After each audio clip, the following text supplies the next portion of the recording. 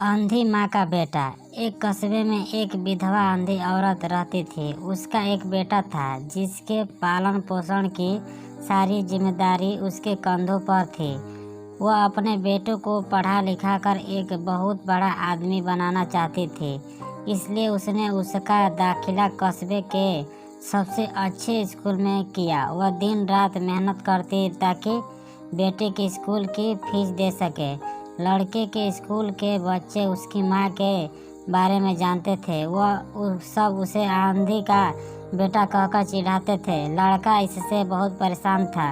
उसे अपनी माँ पर शर्म आने लगी थी। वह उसके साथ कहीं भी जाने आने में कतराने लगा था। जब लड़का बड़ा हुआ तो उसकी शहर में अच्छी नौकरी लग गई। उसने अपनी माँ से वादा किया कि शहर में मकान लेकर वह उसे लेने आएगा, लेकिन वह शहर गया तो फिर लौटकर वापस नहीं आया।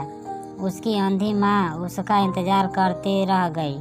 कई महीने बीत गए, लड़के की कोई खबर नहीं आई।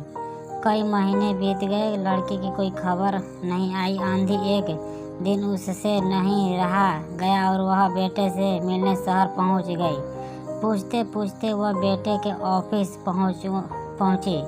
वहाँ सिक्योरिटी गार्ड ने उसे रोक दिया। अंधी औरत ने गार्ड को अपने बेटे का नाम बताया और बोली कि इससे जाकर कह दो कि गांव से कोई मिलने आया है। गार्ड ने जाकर उसके बेटे को बताया। बेटे ने ऑफिस की खिड़की से देखा तो उसे अपनी माँ गेट के बाहर खड़ी नजर आई।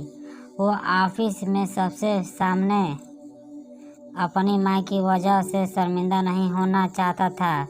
उसने कहला दिया कि यह ऑफिस में नहीं है। अंधी औरत वहाँ से चली गई। शाम को वह लड़का ऑफिस से घर जाने के लिए निकला।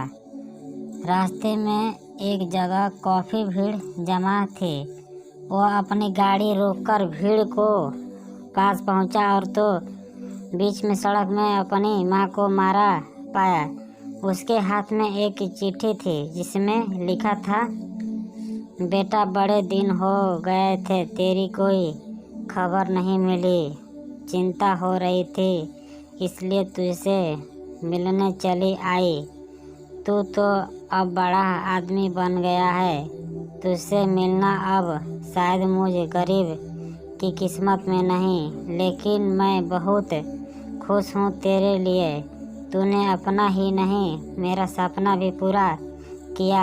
मलाल है कि तेरी तरक्की देख नहीं सकती।